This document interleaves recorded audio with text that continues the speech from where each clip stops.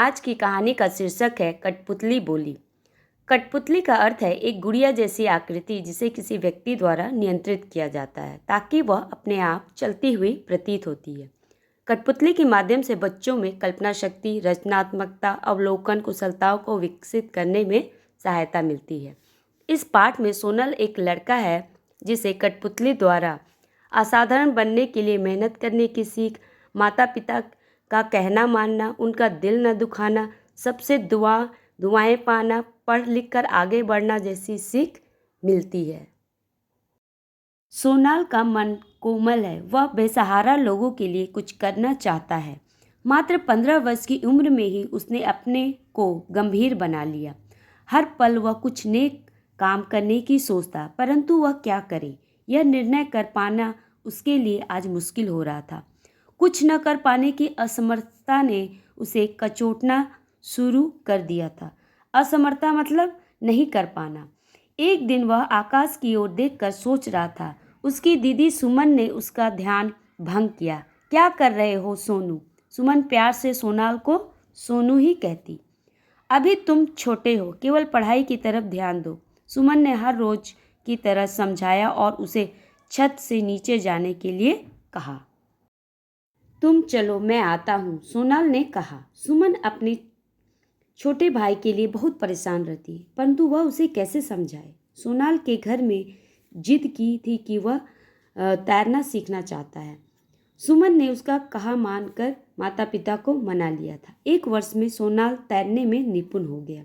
एक दिन ज्योतिषी ने सोनाल की माँ से कहा, आपके बेटे की जन्म पत्री बताती है कि उसे पानी से खतरा है।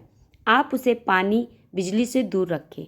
माँ ने सोनाल को तैरने के लिए बिल्कुल ही मना कर दिया। पिछले वर्ष उसे शौक चढ़ा था कि कैसियो पर गीतों की धुनें बजाना सीखने का। अपनी दीदी से उसने कहा, मैं बोर होता हूँ। कैसियो तो पापा ने जन्मदिन पर दे दिया, मुझे उसे बजाना तो सीखना चाहिए। सोनाल की जिद ऐसी थी कि जो उसने एक बार सोच लिया उसे पूरा होना ही है। सोनाल को पढ़ाने के लिए तो कभी ट्यूशन रखी नहीं थी। उसका कहा मान 50 रुपये प्रति घंटे पर कैसियो सिखाने वाला रोज आने लगा। उसके पिता को हालांकि शोर शराबा पसंद नहीं था, फिर भी वह खामोश ही रहे। एक दिन सोनाल के एक दोस्त ने उसे मजाक में कह दिया, यार तुम कोई ढंग की चीज़ सीखो। सोनाल को गुस्सा तो आया, पर उसने धीरे से कहा, क्या सीखूं? आज कंप्यूटर का ज़माना है, वही सीख, सोनाल के दोस्त ने कहा। सोनाल ने 3 महीने कंप्यूटर भी सीखा। पिछले 3 वर्षों में सोनाल ने स्केटिंग से जिम्नेजियम तथा टाइपिंग से लेकर नृत्य तक का सफ़र पूरा किया है। फिर भी वह परेशान है। कंप्यूटर सीखने के बाद भी वह समस्या को सुलझा नहीं पाया। तो सुमन ने अपने पिता से कहा, पापा मैं और सोनू कुछ दिनों के लिए दादाजी के पास हो आए, थोड़ा मन भी ठीक हो जाएगा। सुमन ने पिता से कहा, सोनू के लिए परेशान मत हो, इस उम्र में बच्चे परेशान होते ही हैं, यह सब बच्चों की समस्या है। ये जो 14-15 साल की उम्र है, इसमें बच्चे हमेशा कुछ न कुछ नया करते रहना चाहते हैं। 2 दिन बाद सुमन और सोनाल गांव पहुंच गए। सुमन को गांव के खेत खलिहान, कुएं का किनारा और ट्यूबवेल के पानी की मोटी धारा बहुत अच्छी लगी। सोनाल भी वहाँ के लोगों की सादगी और भोलेपन से बहुत प्रभावित हुआ। गांव में एक दिन कठपुतलियों का खेल किया गया। सुमन और सोनाल भी इसमें शामिल हुए।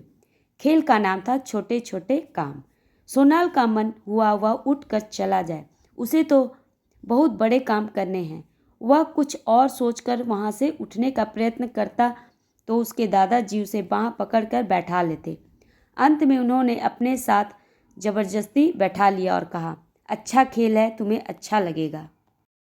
सोनाल वहीं बैठा रहा। पर्दा उठा और एक सुरीली आवाज़ से खेल की शुरुआत हुई। गीत के बोलों का भाव था, छोटे छोटे काम भी महत्वपूर्ण होते हैं, बड़े काम करने के लालच में छोटे काम से मुंह न मोड़ो, बड़ा बनने के लिए मेहनत करनी पड़ती है। नाटक चलता रहा। इन कठपुतलियों के नृत्य में उसे अपनी दादी का चेहरा किसी परी सा लगा। फिर धीरे धीरे सारी कठपुतलियों की वेशभूषा परियों जैसी हो गई। सारी परियां सोनाल को जगमगाती रोशनी लिए राह दिखाने लगी। उनके हाथों में पकड़ी रोशनियों में उसे अपना भविष्य दिखने लगा। उसके कानों में काठ की परियों के बोल लगातार गूंजते रहे। गीत के बोल जादू सा बिखेरने लगे। कठपुतलियां नाचती रही, सुरीली आवाज में गीत चलता रहा। एक महिला गाती जा रही थी, तुम साधारण मानव हो, असाधारण बनने के लिए मेहनत करो, माता पिता का कहना मानो, उनका दिल न दुखाओ, सबसे दुआएं पाओ, पढ़ो लिखो और बढ़ते जाओ। सोनाल को लगा वह स्वयं नाच रहा है। उसे कुछ विशेष बनने के लिए साधारण काम भी करने हैं। निराश होकर बैठने से और केवल सोचने से कुछ नहीं होगा। उसे आज का खेल पसंद आया। रात भर काठ की परियों ने उसे उज्जवल भविष्य के सुनहरे सपने दिखाए। सपने में कई बार काठ की परियां उसके पास आई, उसके साथ बातें करती रही। सुबह उठते ही सोनाल ने कहा, दीदी घर चलते हैं, मुझे परीक्षा देनी है। पहले मुझे पढ़ाई पूरी करनी है, उसके बाद मैं कुछ सोचूंगा। सोनू की बातें सुनकर सुमन की आंखों में खुशी के आंसू आ गए। वह समझ गई, कठपुतलियों से आज इसमें बहुत कुछ सीखा है। सच भी है कि धैर्य हमें सदा ही नेक राह दिखाता है। सोनाल अब बहुत कुछ समझ गया कि हर काम को धैर्य से करना होगा, तभी सफलता मिलेगी। धन्यवाद।